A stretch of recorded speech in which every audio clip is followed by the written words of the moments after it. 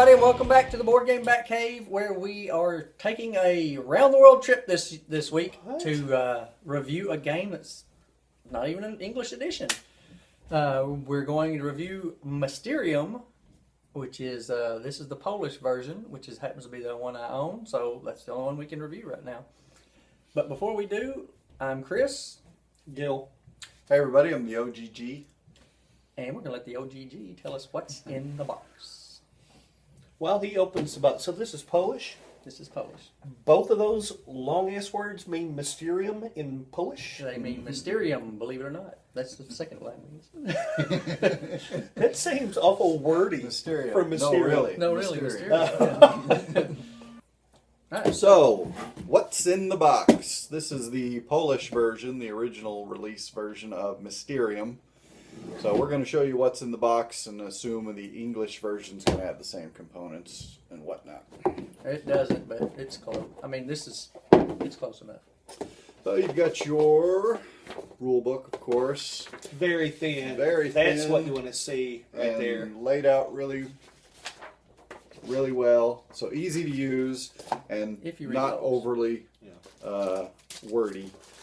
And then you've got some very nice, large, good artwork cards. These cards are used to give your clues for location and items. And there's one set of cards for the ghost and one set of cards for the players that are trying to figure out the mystery.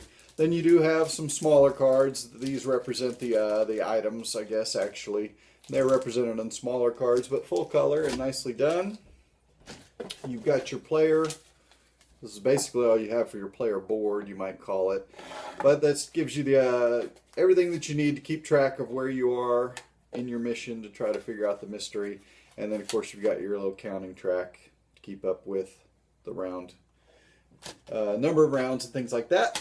And then just some basic chits, blocks, markers, wooden discs, along with some cardboard chits that you're going to use on your player boards, and that is it. But everything that you need, and in nice size and nice colors. So that is what's in the box. All right, so now we're going to break it down. Now that you know what's in the box, we're going to break it down in our four traditional categories of components, theme, gameplay, and replayability. And we're going to start with Mr. Viking.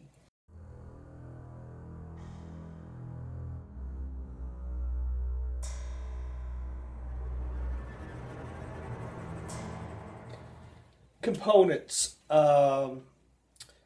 Sure, you've got small cards with this. I'm willing to overlook that. Usually a pet peeve of mine, because they give you the oversized dream cards and everything. I'm going to go ahead and tell you a little bit before we start talking about components and everything. So the thing behind this game is somebody's been murdered, and their ghost is trying to let you know through your dreams who killed them and where and with what. So kind of cluish or whatever, but it's a really cool theme for the game and everything. So the components, like I said, the small cards, overlooking that, because the big cards are really awesome looking artwork. It's trippy. It's kind of Alice in Wonderland, that kind of thing or whatever, like a fever dream. Kind of visions and stuff. And some of it's not disturbing or anything, but some of it's pretty eerie, and some of it's really kind of whimsical and fantastical and stuff like that. I love the Right artwork. up your alley. Yeah, I love the artwork. I thought it was really, really cool. The other components they give you for your character and stuff like that, nothing nothing overdone or whatever. Gives you exactly what you need. The art on the cards, the character cards are really cool too. Mm-hmm. No board for this. So it's basically just your character representation and some little widgets and the cards and everything.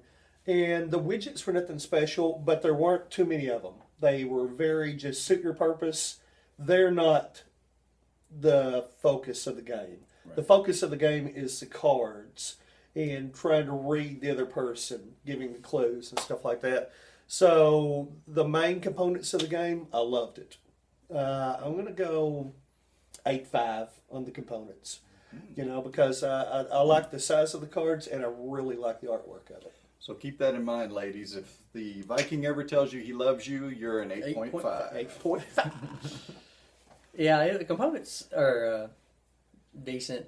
This is not the kind of art I like, but if you've ever played Dixit, this is the same kind of artwork that's on Dixit cards, which is not bad. It's just kind of freaky, but it's still not my favorite. But I understand why they did it. Yeah, you say freaky, and really following the theme of the game, if a ghost was giving you clues in your dreams, this is what it might look like. It's like a Tim Burton movie. Or something. It's quirky and strange. Yeah, and I understand why they did it, and so I don't mind it because it has a purpose. Yeah. And so. I don't think I would have liked a different style of it. I don't think they could have done it a different way or try to make it more realistic or cut out some of the fantasy stuff, and I wouldn't have got the same game experience out of it. I wouldn't have liked it as much. It would have been different for sure. And I thought it was, I like the fact that they cut out all the, well, they don't cut out all the excess, but the little character cards, as far as I can tell, they're supposed to mark which one, do you whatever, but if you're playing with like 4 people, you should be able to track that. So it's not really necessary. But I enjoyed the artwork on those little character cards. That was good artwork. Yeah. Overall, this was a huge deal at Gen Con when it became the American version, and we couldn't get a copy of it. We couldn't even see it, and I don't see that kind of draw for it. But I do understand the pull, and it's a fun game. I'd play it again. Yeah. It's kind of like if you've ever played Murder in Hong Kong. Yes. It's the same game with a different theme slapped on it. I call it Clue meets Dixit. They like smash them together, and you got this game. Yeah. So component wise, I'm going to give it an 8. Cool. Well, those are some pretty high scores there, and I'm going to come in pretty much on par with those guys as well. So as they've said, this game really centers around the dream cards themselves. So that's the main component. And that's they got it right with those. The size of them is good. So it doesn't take over your table, but it's plenty big that several people can see it. And the artwork is nice and vivid and evocative of the game itself. So that really, they did a good job with that. Now, as far as the players' components, did they really need them? Probably not. But they went ahead and put them in there, and they do a nice job, and they look nice. So for things that I think were probably just sort of throw-ins or add-ons, they at least took the time to make sure that it worked with the rest of the artwork and it looked good. And so I think they did a nice job, and I'm going to give it an 8.5 on components. All right, let's talk about theme.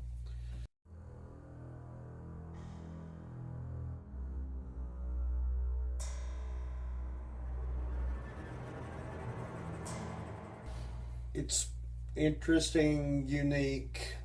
I thought it was really cool. I mean, a ghost helping you solve its own murder. Well, one of the players is the ghost too. Yeah.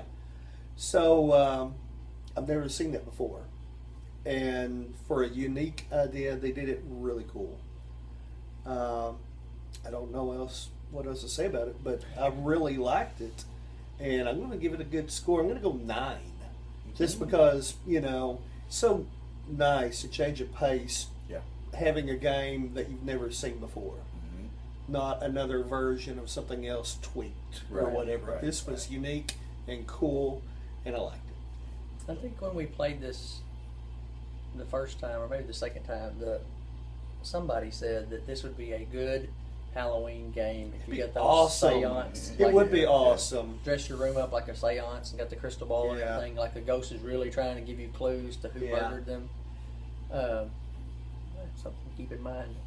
But yes, it is a very interesting theme and a unique theme that makes me want to give it a higher score because of it. It makes me want to play it again because it's something you don't play all the time. So I think I'll give it an 8 for theme also. Yeah, this was a good theme and something different, and for someone like myself who can't stand the flood of zombie games, here was a different game that had to do with death, so to speak, and there were no zombies. I was shocked. and delighted. So keep it up. Enough with the zombie games. But anyway, that's my own editorial. So I like zombie games too. Max talking. well, thank God there's only about 300 of them for y'all to choose from. So, but now this is a different genre than I had experienced before, and I think that was fantastic. That's part of the board gaming is creativity and just experiencing different things, and this was new. So I liked it quite a bit. I think this is a good theme, and yeah, you can go with the kind of the spooky, spiritual side of it, or you can just try to have it as a deduction game if you want. So I liked it a lot, and for those reasons, I'll give it an 8. Cool. All right, that's a high scores. So let's see. We'll talk about gameplay next.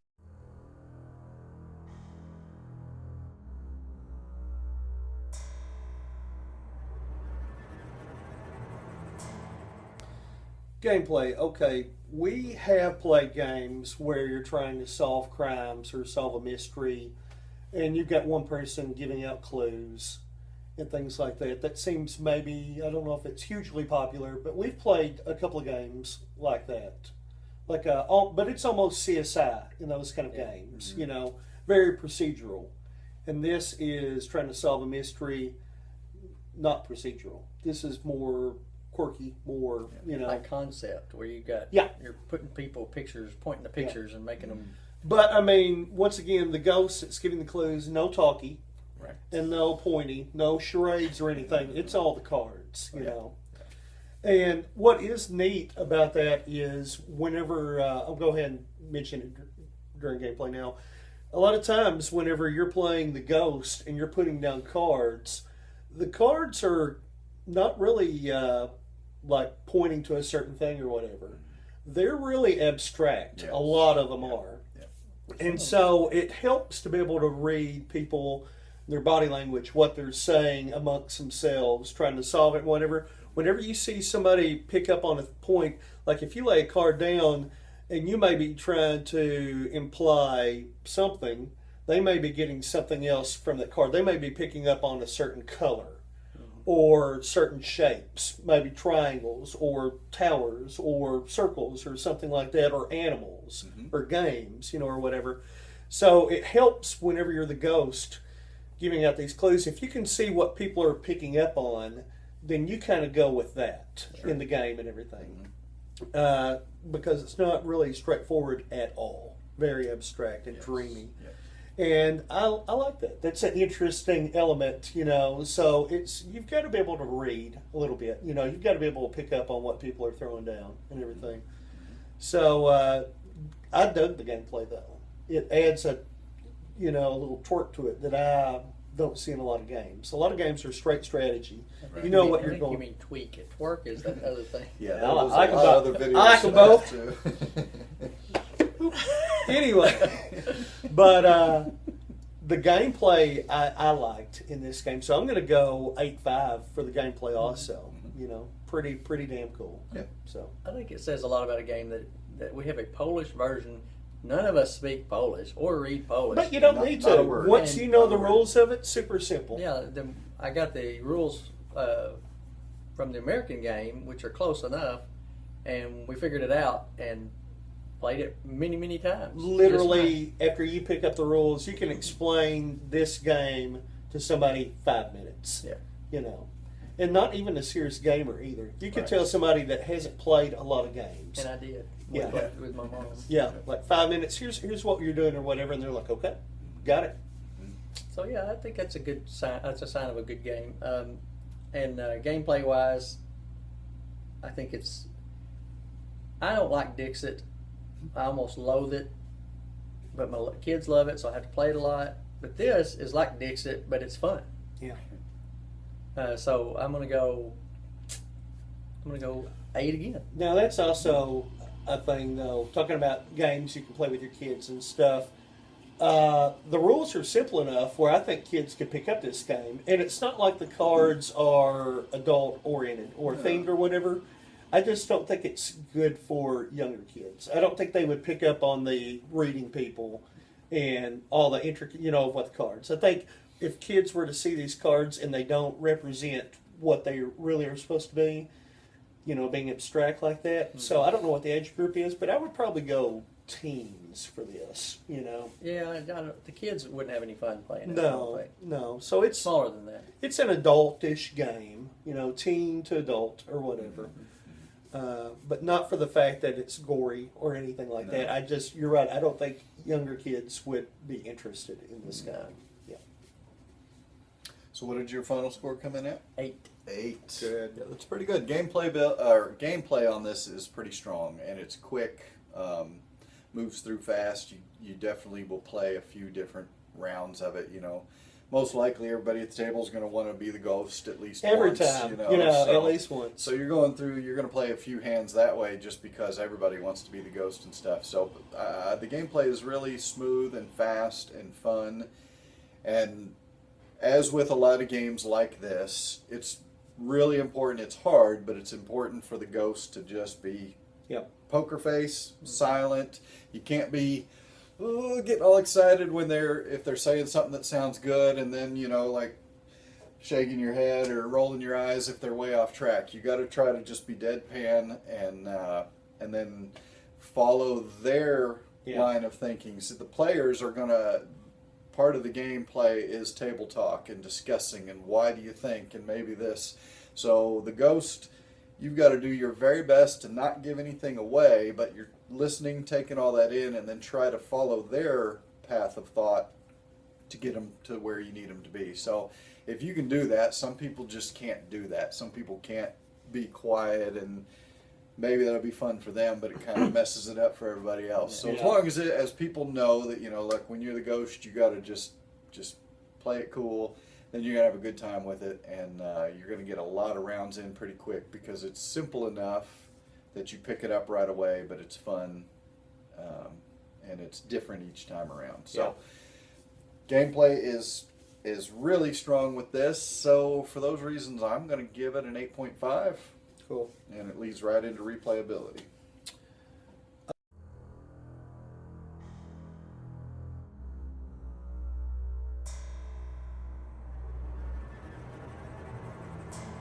I don't see this as a game that we're going to play. Whenever we get together and we're going to play a game, there are certain games we're going to suggest, and we're going to play pretty often or whatever. And I'm not going to say the reason this game is not going to be suggested like that is because I don't like it or it's flawed in any way or anything like that. I don't even know if it's conditional. I enjoy playing the game and I want to play it again. I just don't know if, the mood's got to be right for this game. You got to be in that certain frame of mind. Yeah. Sometimes you want to play spades. Sometimes you want to play a board game with strategy. Sometimes you want to do other stuff. So you got to be in the right frame of mind, the right mood to play this game. But that doesn't mean I don't want to play it again, and I don't want to play it a lot again. It's cool. I think it would be awesome for Halloween. Yeah. I mean, it's got that spiritual, ghosty, eerie thing about it. So At Gen Con, they had a tent set up as a seance tent. That'd be so cool. Little gypsy woman. Because the big cards almost remind me a little bit of tarot cards. They're almost the right size, and they got a little freaky whatever on there. Absolutely. So I get that kind of vibe from them. So replayability, like I said, it's going to be conditional for me, I guess, or whatever. But I'm interested in playing this game again more than once. So I'm going to go replayability because of that 7.5 for me. Yeah, I was thinking the same thing. It's not something I jump to when we start thinking about games to play, but if it's a certain situation, like it's raining outside, candlelight or something, it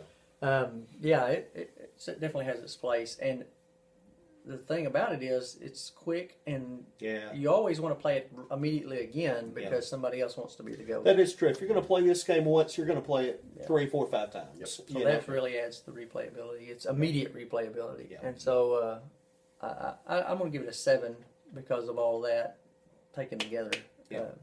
It's pretty replayable, but it's always immediately replayable, and then you'll put it away for a while. Yeah, I think I was thinking along those same lines there too. To me, this game works really well with an eclectic group of people, I guess. I'm trying to gamers, casual gamers, and non-gamers pick up on it pretty quick and have a pretty good time. So that lends, replayability because it's got a wide appeal. The gameplay is pretty quick, so I think that leads to replayability. And you definitely get that, let's go again factor on it. So I think all those reasons bring it up pretty high.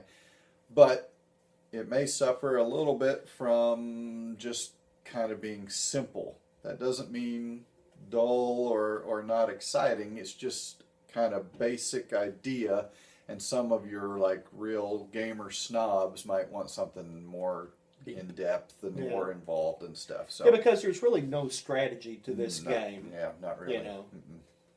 So for that small reason, I can't give it a super high rating, but still, I think this game hits on a lot of the stuff you want for replayability.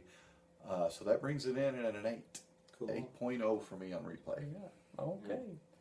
There's some serious scores there. So let's have the computer calculate those up and put them right there.